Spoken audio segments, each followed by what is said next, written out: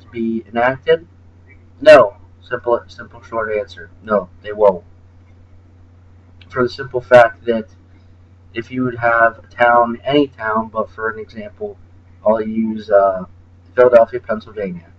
We'll say that in all the city, suburbs, boroughs, there are 200 assault weapon, assault style weapon platforms in that city.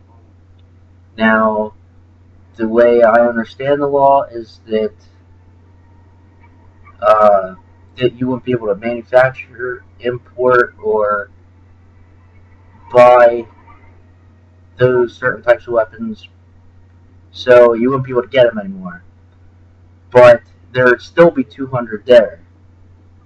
For them to make it safer in their eyes, the only way they'd be able to do that is to go door to door and take those weapons, which is a violation of the Constitution. You're allowed to have them. There's a lot of discussion on that, a lot of arguing about, oh well, when they wrote the Constitution, they weren't talking about M16s and AK-47s and automatic Sega shotguns and things like that. Well, their assault weapon, their shock weapon for troops back then was the muzzleloader, Pennsylvania rifle, Kentucky rifle, things like that. That was their AK-47 M16. And the purpose of the purpose of it was to be equally armed as the government. I'm not talking about tanks and artillery and things like that, but small arms, things that you can carry on your person, as far as weapons, rifles, pistols, shotguns, all that. You're supposed to be able to defend yourself from your government should it be tyrannical, and to be able to remove your government. That was the purpose of it. Now, I personally think that everybody should be armed, as many people as possible. Now, I can respect a person's decision if they don't want to be armed, don't want to carry, but I carry all the time. I want to be protected. And there's an instance of this. There's an instance that I barely heard talked about. The only way I found out about it was I watched an episode of Painkiller Already with Woody's Gamer Tag and a bunch of the guys that do that. They were talking about it. I'll leave a link if you want to watch it. But basically, in Florida, there's an internet cafe. Two guys went in there to rob it. One had a baseball bat, one had a gun. And there's a guy standing up, walking around. He looked like he worked there or something.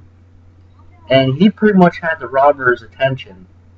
And this old guy in the corner, he's sitting there watching it, and as soon as those two turned their back on him, he pulled out a pistol and started shooting them up. They ran as fast as they could out of that place, and he was shooting at them the whole way out the door. They were later on arrested and charged with robbery. There was a couple charges that they got. But that's an example of being prepared.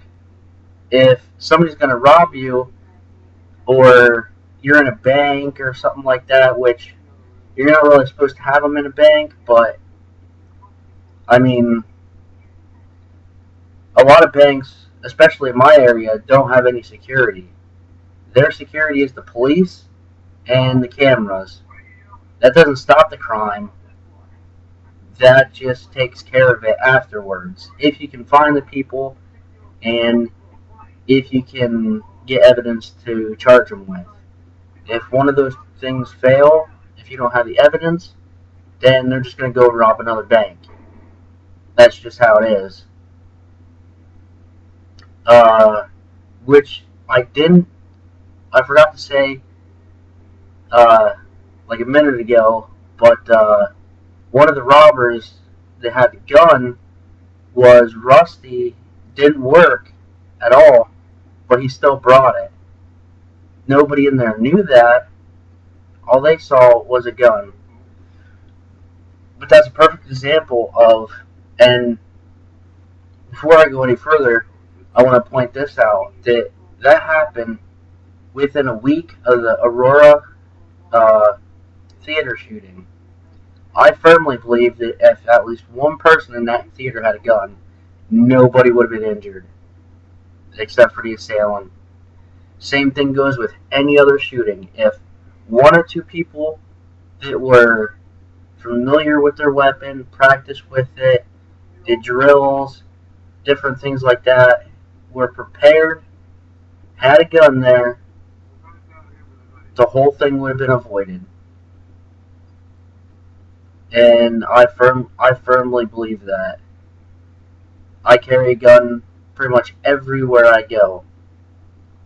And I kind of want to share something a little personal with y'all out there. A couple years ago, I was younger. I wasn't 21 yet, so I didn't have a pistol. I was standing on the main street of my town.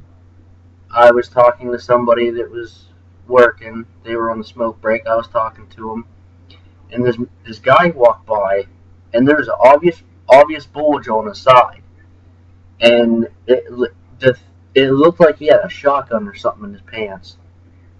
And I said out loud enough for him to hear me, that guy's packing. That guy has a gun or something. It looked like a shotgun, or it might have been a MAC-10 masterpiece of arms, a Uzi or something like that. But it was big. You could definitely, there was something there. It wasn't like a little compact Glock or anything. The thing was big.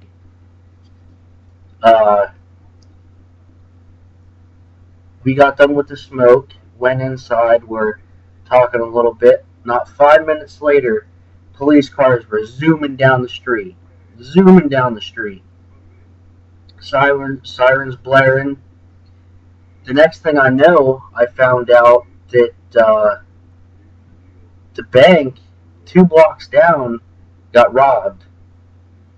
The guy that I saw had like a light brown, almost tan colored jacket, and that was the guy that robbed the bank. Had I had a gun, I would have felt a little better about going up and confronting this guy, or at least following him, so that he wouldn't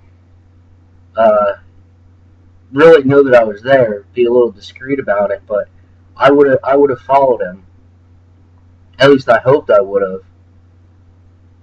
But that's an example in my life that a gun would have helped. Luckily, nobody was hurt. It was just a real little bank. It was big enough for probably 2 or 3 people to work in, and like 1-lane drive-through, 1 or 2-lane drive-through. It was real small. And luckily nobody was hurt or anything, but a gun in that situation would have helped a lot. And there are many cases nowadays that you hear about home invasions. There's like 10, 12-year-olds shooting attackers. They come into their house and saving like a family member or something, a brother or whoever else is in the house. I urge everybody to at least get some information on it and get a weapon. Fight the gun laws, because they don't do anything to help you. They don't help you one bit. Not one bit at all. All they do is get rid of a certain weapon that has a certain look. I I had a semi-automatic Remington 22. That's pretty much what it's the same thing. If you would get a AR style semi-automatic 22, those two are the same things. They just look different. The look of the weapon is the difference, and that's what is being attacked. Um, I want to do another video shortly on about the same thing because I have a lot to say about this subject. But I think that'll do it for today. Hopefully, next video will be a shooting video. Good night, all.